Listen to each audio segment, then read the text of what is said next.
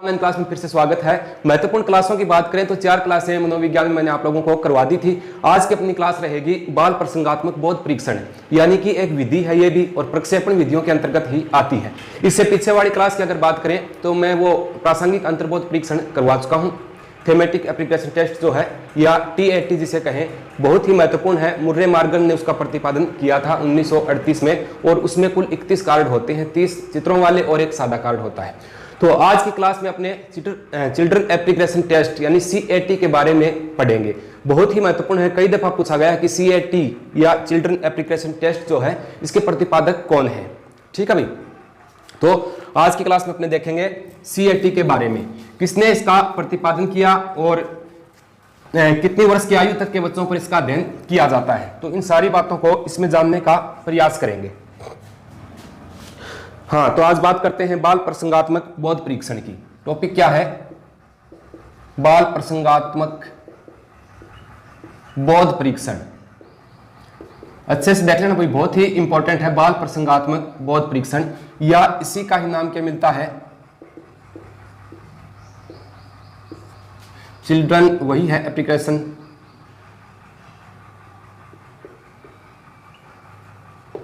Test. इसके बारे में अध्ययन करेंगे। जब ये एग्जाम में आएगा तो यहां लिखा आएगा CAT के प्रतिपादक कौन है।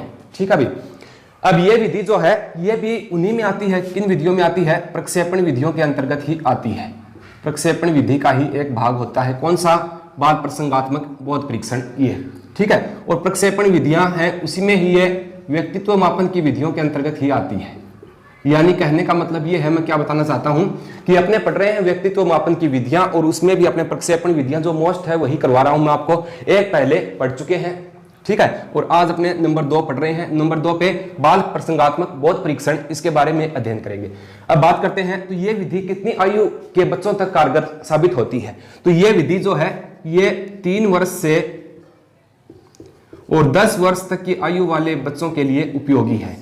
यानी किसी बच्चों का व्यक्तित्व मापन किया जाता है तो इस विधि के अनुसार उनकी आयु क्या निर्धारित होती है, तो 3 से 10 वर्ष तक के बच्चों के लिए ये विधि जो है वो उपयोगी है भाई। ठीक है, इस विधि का प्रतिपादन 1948 में किया था। किसने किया था? लियोपोल्ड ब्लॉक ने इसका प्रतिपादन किया था, या इसका नाम ब्लैक भी मिल जाता है। ठीक है, इसने इसका प्रतिपादन किया था। समझ गए? अब ये विधि जो है, इस विधि के क्या उपयोगिता है, क्या इसकी मुख्य विशेषता रहती है, तो ये बालकों में रुचि पैदा करने, बालकों की समस्याओं का समाधान करने, बालकों में जिज्ञासा प्रवृत्ति को प्रबल करने के लिए उपयोगी होती है। ठीक है, जैसे इससे पीछे आपने TAT पढ़ा, जो था थेमेटिक एप्लीकेशन टेस्ट, उसमें मैंने आप लोगों को बताया था कि वो विधि जो है वो प्रौढ़ावस्था के जो व्यक्ति होते हैं उनके लिए है। यानी प्रौढ़ावस्था के व्यक्ति, पारिवारिक स्थिति उनकी कैसी है, परिवार के प्रति उनकी रुचि कैसी है, परिवार के सदस्यों के साथ उसका तालमेल कैसा है, या समाज के प्रति उसकी क्या भावना है, इन सभी बातों को तो वो विधि दर्शाती है। ठीक है, प्रसंगात्मक बोध परीक्षण था वो दर्शाता है। और ये विधि जो है ये 3 से 10 वर्ष के बालकों के लिए है। तो इसमें बालकों की रुचि, समस्या, जिज्ञासा प्रवृत्ति, इनको जानने का प्रयास इस विधि में ही किया जाता है। अब इस विधि में देखें तो कितने कार्ड्स का प्रयोग होता है? इस विधि में 10 कार्ड्स का प्रयोग होता है। कितने कार्ड होते हैं भाई? 10 कार्ड जो हैं वो इस विधि में काम में लिए जाते हैं। ठीक बात है। आगे अगर बात करें तो 1-2 एग्जाम्पल बताता हूं मैं। अब इसमें जो कार्ड होते हैं वो पशुओं के चित्र होते हैं। उन पर किन के चित्र होते हैं? पशुओं के चित्र बने होते हैं, याद रखना भाई। और इससे पहले जो अपनी विधि पढ़ी थी उसमें होते हैं, उसमें स्त्री और पुरुषों के चित्र बने होते हैं। पीछे वाली जो अपने इससे पहले जो विधि पढ़ी या जो परीक्षण था उसमें 10 कार्ड पर तो महिलाओं के चित्र बताए थे, 10 कार्ड पर पुरुषों के चित्र, और 10 कार्ड ऐसे होते थे जिन पर महिलाओं और पुरुषों के संयुक्त रूप से चित्र होते थे। जबकि इस विधि में जो कार्ड प्रयुक्त होते हैं उन पर जानवरों के चित्र अंकित होते हैं। अब कोई भी बच्चा है उस पर यदि ये परीक्षण किया जा रहा है तो क्या करेंगे? उस बच्चे को कार्ड देते हैं, 10 कार्ड दे दिए किसी बच्चे को और उन पर जानवरों के चित्र अंकित है। एग्जाम्पल की दृष्टि से मैं बताऊं, राकेश और मोहन 2 लड़के हैं, दोनों पर ही परीक्षण हो रहा है। राकेश है और दूसरा मान के चले अपने एग्जाम्पल के तौर पे मोहन है। दोनों को गाय का चित्र दिखाया जाता है। ठीक है, गाय। अब राकेश जो है ये गाय के चित्र देखकर इसके प्रति अपनी भावनाएं व्यक्त करता है। क्यों? व्यक्तित्व परीक्षण है तो भावनाएं तो इनकी जाननी पड़ेंगी। तो ये राकेश जो है ये गाय के बारे में क्या कहता है कि गाय हमारी माता के समान होती है, गाय का दूध जो है वो पौष्टिक होता है। ठीक है, हमें घरों में गाय रखनी चाहिए। घरों में गाय रखते हैं तो समाज में इज्जत बढ़ती है कि ये हमारा वैदिक काल से माना हुआ पशु है। ठीक है, कहने का मतलब ये है कि राकेश जो है ये गाय के प्रति इसकी सकारात्मक सोच है। ठीक है भाई, सकारात्मक प्रवृत्ति का बालक है। यही फिर मोहन को दिखाया गया। कौन सा चित्र? मानो कि गाय का चित्र फिर मोहन को दिखाया, क्योंकि इसमें चित्र जो होते हैं, कार्ड्स जो होते हैं, उनके ऊपर पशुओं के चित्र होते हैं। गाय मोहन को दिखाई तो मोहन इसके प्रति नेगेटिव थिंकिंग रखता है। मोहन के इसके प्रति क्या विचार थे? मोहन कहता है कि गाय रखने से घरों में गंदगी होती है, गाय एक आवारा पशुओं के अंतर्गत आता है। ठीक है, हमें घरों में गाय नहीं पालनी चाहिए। तो इस प्रकार से मोहन की प्रतिक्रिया तो यहाँ पर नेगेटिव थिंकिंग निकल करके सामने आती है, और राकेश की यहाँ पर पॉजिटिव थिंकिंग यानी सकारात्मक प्रवृत्ति गाय के प्रति उजागर हो रही है। तो इससे इन दोनों के व्यक्तित्व का पता लग जाएगा कि हाँ, राकेश का समाज के साथ या जो हमारी संस्कृति है उसके प्रति सोच कैसी है, और मोहन की हमारे समाज के प्रति या अपने परिवार के प्रति या अपने राज्य के प्रति, या फिर देखें कि पशुओं के प्रति इसकी भावनाएं किस प्रकार की हैं। तो दोनों की भावनाएं यहाँ पर निकल करके सामने आती हैं। तो इस प्रकार से इस विधि के अंतर्गत ये अध्ययन किया जाता है। याद रखना, परीक्षा में ये पूछेंगे बाल प्रसंगात्मक बोध परीक्षण के जन्मदाता कौन है? तो लियोपोल्ड ब्लॉक है।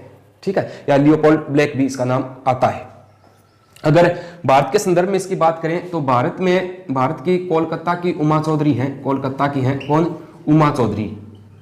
उन्होंने भारत में इस विधि का सर्वप्रथम प्रयोग किया था। याद रख लेना, उमा चौधरी।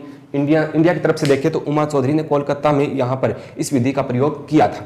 एक बार पुनः पूरा चैप्टर देख लो, छोटा सा ही है। बाल प्रसंगात्मक बोध परीक्षण, यानी ये कहें कि चिल्ड्रन एप्लीकेशन टेस्ट या CAT, इसी को ही कहा जाता है। यह भी प्रक्षेपण विधियों के अंतर्गत ही आती है, यानी व्यक्तित्व मापन में जो प्रक्षेपण विधियां हैं उसी के अंतर्गत आती है। यह बात मैं बता चुका हूं कि प्रक्षेपण विधि का जन्मदाता सिगमंड फ्राइड को माना जाता है। 3 वर्ष से 10 वर्ष तक की आयु के बालकों के लिए यह विधि जो है ये कारगर साबित होती है। इस विधि का प्रतिपादन 1948 में किया था, लियोपोल्ड ब्लेक ने किया था, और इस विधि के द्वारा बालकों की रुचि, समस्या, जिज्ञासा आदि समस्याओं को जानने का प्रयास किया जाता है। इस विधि में कुल 10 कार्ड्स का प्रयोग होता है, और इन कार्ड्स पर जानवरों के, एनिमल्स के चित्र जो है वो अंकित होते हैं। भारत के संदर्भ में इसकी बात करें तो भारत में कोलकाता की निवासी हैं उमा चौधरी। इन्होंने सर्वप्रथम इस विधि को बाल प्रसंगात्मक बोध परीक्षण का पहली बार यहां पर प्रयोग किया था। तो बहुत ही इंपॉर्टेंट ये रहेगा, तो आप इसको अच्छे से देखना है। अगर एग्जाम्पल की बात करें तो जैसे राकेश और मोहन 2 बालक हैं। राकेश को अगर गाय का चित्र दिखाया तो उसकी गाय के प्रति सकारात्मक रुचि जो है वो निकल करके सामने आती है। राकेश ये कहता है कि हाँ, गाय हमारी माता के समान है, गाय वैदिक सभ्यता से चली आ रही है, गाय को घरों में रखना चाहिए, इससे घर जो है वो शुद्ध होता है, गाय के दूध में पौष्टिकता अधिक होती है। कहने का मतलब ये है, उसकी बातों से जो सार निकला उससे ज्ञात होता है कि उसकी जानवरों के प्रति या गाय के प्रति सकारात्मक दृष्टिकोण है।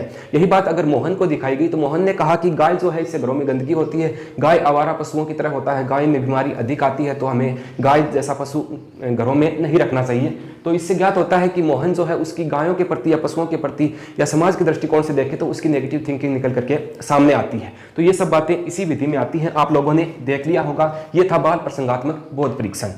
चलो आगे चलते हैं, 1-2 और करवा देता हूं मैं जो कि इंपॉर्टेंट है, और वही चैप्टर मैं आप लोगों के लिए लेकर के आता हूं जो कि परीक्षा की दृष्टि से महत्वपूर्ण है। अब ऐसे मैं पूरा सिलेबस ऑनलाइन करवा नहीं पाऊंगा, समय के अभाव के कारण। मैं आपको कह तो दूं भाई मैं करवा दूंगा, लेकिन फिर होगा नहीं। और जो भी पॉइंट, एक पॉइंट विशेष रूप से यहाँ पर आपको गलती नहीं मिलेगी बिल्कुल भी। कोई छोटी मोटी मानवीय भूल, बोलने में कुछ और बोल देते हैं, बोर्ड पे लिखा कुछ और जाता है, तो ये एक मानवीय भूल समझ करके आप इसको स्वीकार कर लेना। बाकी आप मिलान कर लेना, मैं एक पूरे सही करवा रहा हूं, कहीं पर भी किसी प्रकार की मिस्टेक आपको नहीं मिलेगी। आगे अपने चले तो कौन सा पढ़ेंगे, एक मैं और करवा देता हूं, वाक्य व कहानी पूर्ति परीक्षण करवा देता हूं। नंबर 3 पर वाक्य व कहानी पूर्ति परीक्षण। ठीक है भाई, ये भी उन्हीं में ही आता है। किसमें आता है? प्रक्षेपण विधियों में ही आता है। इसको CST कहा जाता है, नहीं सॉरी SCT। क्या कहा जाता है? SCT इसको कहते हैं। ठीक है, या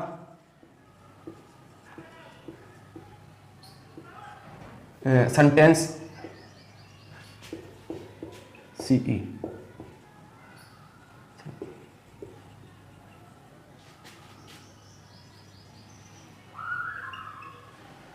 ये है सेंटेंस और स्टोरी टोटलिंग। ठीक है, तो ये जो है वाक्य व कहानी पूर्ति परीक्षण, इसका देखो इसमें क्या किया जाता है। इसमें कोई भी बालक होता है उसके सामने अधूरे वाक्य प्रस्तुत किए जाते हैं। ये अपने जो पाठ्यक्रम होता है उसमें भी इसी आधार पे सिलेबस में आता है। छठी सातवीं या पांचवीं छठी के जो बालक होते हैं वहाँ पर वाक्य पूर्ति परीक्षण का आता है या रिक्त स्थान वगैरह भी आते हैं। तो ये थोड़ा सा सेंटेंस दिया जाता है, उसके आगे उसका उत्तर पूछा जाता है। जैसे मेरे को कौन सी बुक पसंद है, तो बीच में आएगा मेरे को रामायण किताब जो है वो पसंद है। मैं आगे अभी बताऊंगा किस हिसाब से होगा। तो ये वाक्य व कहानी पूर्ति परीक्षण में होता है। ठीक है, अब इसका प्रारंभ 1930 में किया था। इसके प्रवर्तक माने जाते हैं किसको, पाइन व टेंडलर। पाइन व टेंडलर जो है इनको इसका प्रवर्तक माना जाता है। इनके प्रवर्तक तो आपको निश्चित रूप से पक्का ही याद रखने हैं। देखो पहले मैंने TAT करवाया था, प्रासंगिक अंतर्बोध परीक्षण, जो पहली विधि के रूप में मैंने आपको करवाया, तो उसका भी आपको याद रखना है। मुर्रे व मार्गन ने उसका प्रतिपादन किया था। फिर मैंने आपको चिल्ड्रन एप्लीकेशन टेस्ट करवाया यानी CAT करवाया। लियोपोल्ड ब्लेक जो है उन्होंने उसका प्रतिपादन किया था, 1948 में उसका प्रतिपादन किया गया था, लियोपोल्ड ब्लॉक, याद रख लेना। और ये पूछे वाक्य व कहानी पूर्ति परीक्षण के जन्मदाता कौन है, तो 1930 में इसका प्रतिपादन पाइन व टेंडलर ने किया था। ये बातें बहुत ही इंपॉर्टेंट है। अब इसमें क्या होता है, इसमें किसी भी बालक के सामने अधूरा वाक्य प्रस्तुत किया जाता है भाई।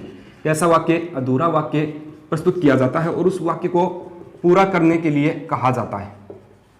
बालकों के सामने इस विधि में अधूरा वाक्य प्रस्तुत किया जाता है और उन बालकों से कहते हैं कि इसकी पूर्ति कीजिए। तो बालक उस हिसाब से इसकी पूर्ति करता है तो उससे उसके व्यक्तित्व का मापन कर लिया जाता है।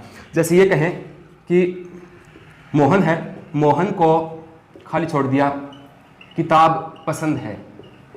ठीक है, तो क्या आएगा, मोहन ने कहा कि मेरे को रामायण किताब जो है ये पसंद है। इससे रामायण जो पूर्ति करेगा बच्चा, जो शब्द वहां पर लिख रहा है, उससे उसके व्यक्तित्व का मापन हो जाएगा। रामायण पसंद है, तो यहाँ पर मोहन जो है वो धार्मिक प्रवृत्ति का बच्चा है। किस प्रवृत्ति का है भाई, धार्मिक प्रवृत्ति का बालक जो है वो है।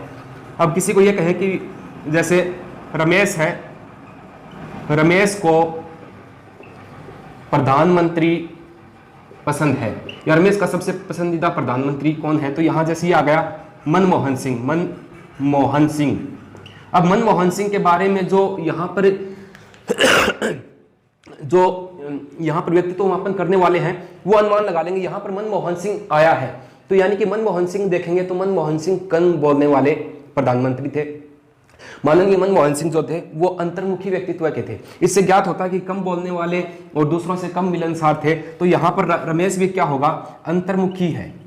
ठीक है, अंतर्मुखी क्या होते हैं, जो स्वयं में खोए रहते हैं। ठीक है, अंतर्मुखी, रमेश अंतर्मुखी व्यक्तित्व का बच्चा है, इससे ज्ञात हो जाता है। यानी किसी भी बालक के सामने, इसमें क्या होता है, किसी बालक के सामने अधूरा वाक्य प्रस्तुत किया जाता है और बालक से कहा जाता है कि इस वाक्य की पूर्ति कीजिए। बालक जिस भी हिसाब से इस वाक्य की पूर्ति करता है, जिन शब्दों का और जिन चीज़ों को वो चूज करता है, उस हिसाब से उसके व्यक्तित्व का पता लगाया जा सकता है। जैसे मोहन ने रामायण बुक को चुना है तो मोहन धार्मिक प्रवृत्ति का बालक है।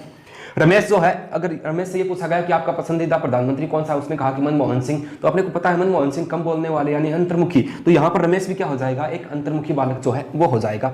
भारत के संदर्भ में इस विधि की बात करें, वाक्य व कहानी पूर्ति परीक्षण, सेंटेंस और स्टोरी कंप्लीटेड, तो इसकी बात की जाए तो भारत में इसका प्रतिपादन विश्वनाथ मुखर्जी ने किया था। याद रखना भाई, भारत में इसका प्रतिपादन विश्वनाथ मुखर्जी ने किया था भारत के संदर्भ में। और जो CAT चिल्ड्रन एप्लीकेशन टेस्ट है उसका कोलकाता की उमा चौधरी ने भारत में प्रतिपादन किया था। इसका विश्वनाथ मुखर्जी ने इसका प्रतिपादन किया था, वाक्य व कहानी पूर्ति परीक्षण का। तो ये है, छोटा सा ही है वाक्य व कहानी पूर्ति परीक्षण। आप तो सिर्फ इतना याद रखना, या सीधा आएगा SCT यानी सेंटेंस और स्टोरी कंप्लीटेड टोटली क्वेश्चन होगा ये, सॉरी। तो यहाँ पर SCT का प्रतिपादन किसने किया, तो पाइन व टेंडलर ने। या वाक्य व कहानी पूर्ति परीक्षण के जन्मदाता कौन है, पाइन व टेंडलर को माना जाता है। ये भी उसी में प्रक्षेपण विधियों में यानी कि व्यक्तित्व मापन की परीक्षण विधियों में ही आता है।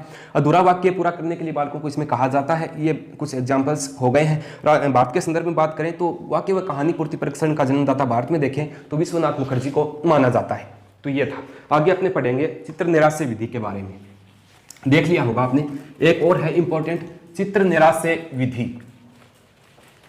चित्र निराश्य विधि भी जिसके प्रवर्तक रोजनेवाइन को माना जाता है।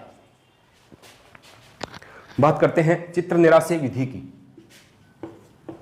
चित्र निराश्य विधि अच्छी विधि है भाई, ये मैं चौथी विधि करवा रहा हूं आप लोगों को।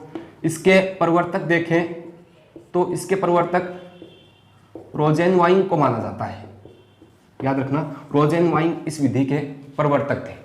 ठीक है, इस विधि में कुल कितने कार्ड्स होते हैं ये पूछे तो इस विधि में 12 तो महिलाओं के कार्ड होते हैं और 12 ही पुरुषों के कार्ड होते हैं। इतने कार्ड्स इसमें होते हैं। ठीक है, अब इस विधि के चित्र में आप लोगों को दिखाऊंगा किस प्रकार से है। अब इस विधि में क्या होता है, व्यक्ति के मन में निराशा व कुंठा को जानने का प्रयास किया जाता है, इसमें जो पारिवारिक समस्याओं में या सामाजिक दृष्टिकोण से देखें तो व्यक्ति हो या महिला हो, दोनों के मन में ही जो निराशा है या जो भी कुंठा उसके मन में समाविष्ट हो चुकी है उसको जानने का प्रयास इसी के अंतर्गत ही किया जाता है। समझ कर भी, कुंठा ये अच्छी बात है, निराशा कुंठा को जानने का प्रयास इसमें किया जाता है। आगे अगर बात करें तो मैं कुछ आपको चित्र बना करके दिखाता हूँ, वैसे सीधा भी मैं दिखा दूंगा।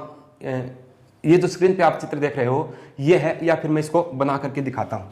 जैसे एक तो नेहा है, दो महिलाएं हैं, नेहा है और हेमा है। आप ये मान लो कोई भी एग्जाम्पल के तौर पे अपने देख रहे हैं, इनको एक चित्र, ये एक ऐसा चित्र दिखाया जाता है जो ऐसे है, श्रृंखला में घूमता हुआ एक चित्र है। ये चित्र पहले ये चित्र नेहा मैडम को दिखाया जाता है। ठीक है, अब इनको ये चित्र दिखाया तो नेहा इस चित्र को देखकर कहती है कि हाँ, ऊपर से सब कुछ कुएं की भांति अंदर जा रहा है। यानी नेहा ने कहा कि सब कुछ अंदर धंसा जा रहा है। इसमें उसने देखा, जैसे अपने ऐसे चित्रों को देखते हैं तो ऊपर से देखते हैं तो ऐसा लगता है कि जैसे अंदर धंस गए, तो नेहा ने कहा कि सब कुछ अंदर धंसा जा रहा है। इसका मतलब नेहा के जीवन में निराशा है। ठीक है, नेहा कहीं ना कहीं समस्याओं में है, पारिवारिक समस्याएं, सामाजिक दृष्टिकोण की समस्याएं। ठीक है, नेहा कुंठा से ग्रसित है। ठीक, जब समस्या बहुत ज़्यादा बढ़ जाती है और व्यक्ति उस पर चिंतन मनन करके अत्यधिक परेशान हो जाता है तब वो धीरे धीरे कुंठा बन जाती है, तो कुंठा से ग्रसित है। हेमा को, यही चित्र हेमा को दिखाया गया तो हेमा का अब इससे देखो नेहा का दृष्टिकोण जो है वो नेगेटिव है, या नेहा नकारात्मक दृष्टिकोण में आ चुकी है, नकारात्मकता है, इसके जीवन में निराशा भरी हुई है। हेमा को, यही चित्र हेमा को दिखाया गया तो हेमा ने कहा कि इसमें सब कुछ उभरता हुआ ऊपर की ओर आ रहा है।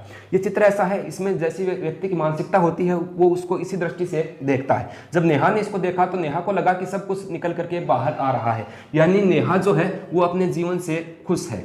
ठीक है, नेहा की सकारात्मक सोच है। तो इससे ये व्यक्तित्व मापन की विधियां हैं, इससे ज्ञात हो जाता है कि जीवन में कुंठा है, निराशा है, या परेशानियां झेल रही है यहाँ पर नेहा। अगर यही चित्र उसको दिखाया तो उसकी अगर सकारात्मक दृष्टिकोण इसके प्रति बनता है तो वह उसका जीवन ठीक से चल रहा है। तो यही है, इसके अंदर कोई ज़्यादा विशेष बातें हैं नहीं। देखो, चित्र निराशा विधि प्रवर्तक रोजनेवाइन को माना जाता है। इसमें कुल 24 कार्ड होते हैं, 12 महिलाओं के और 12 पुरुषों के कार्ड होते हैं। इसमें जो भी है महिला और पुरुष, उनकी निराशा, कुंठा आदि को जानने का प्रयास किया जाता है। इस प्रकार का चित्र अगर नेहा को दिखाया तो उसका नकारात्मक दृष्टिकोण निकल करके सामने इसमें आता है, और हेमा को दिखाया तो हेमा ने कहा कि सब कुछ उभर करके इसमें से बाहर आ रहा है। इसका मतलब नेहा की सकारात्मक सोच है, नेहा के जीवन में किसी प्रकार की कुंठा का कोई स्थान नहीं है। तो आपने आज की क्लास में देखा, 3 विधियां मैंने आज की क्लास में करवाई हैं। एक तो मैंने CAT करवा दी, चिल्ड्रन एप्लीकेशन टेस्ट करवा दिया। एक SCT स्टोरी, ये अपने कहानी और वाक्य पूर्ति परीक्षण जो है वो, ठीक है, सेंटेंस एंड स्टोरी कंप्लीटेड, वो करवा दिया था। उसके बाद में चित्र निराशा विधि प्रवर्तक रोजनेवाइन है, ये करवा दिया। यानी अब तक मैंने 4 विधियां करवाई हैं। निश्चित और 101% 1% आपको परीक्षा में इसमें से मिलने वाला है। चाहे वो ये पूछ लें CAT के प्रवर्तक कौन है तो लियोपोल्ड ब्लैक हो जाएंगे। ठीक है, या वो TAT के प्रवर्तक मुर्रे मार्गन, वहां से भी प्रश्न आ सकता है। या फिर ये भी अच्छा प्रश्न बनता है, चित्र निराशा विधि के प्रवर्तक कौन है, रोजनेवाइन को माना जाता है। ठीक है भाई, तो ये तीनों चारों विधियां जो हैं इनको आप अच्छे से देख लेना। नेक्स्ट क्लास में आज भी करवा सकता हूं और कल भी हो सकेगा तो 2 क्लास करवा देंगे, और जल्द ही 3 या 4 दिन में जो अपने डिजिटल बोर्ड है उसकी बात हो रही है, तो वहाँ पर अगर अवसर मिला तो उस हिसाब से करवाने का प्रयास करेंगे, ताकि क्वालिटी भी अच्छी आ जाएगी, आवाज़ भी अच्छी आ जाएगी। और आप प्लीज़ वीडियो को लाइक किया करो और शेयर कर दिया करो अपने दोस्तों के साथ, ताकि दी हुई जानकारी किसी अन्य बच्चे के साथ भी शेयर हो सके।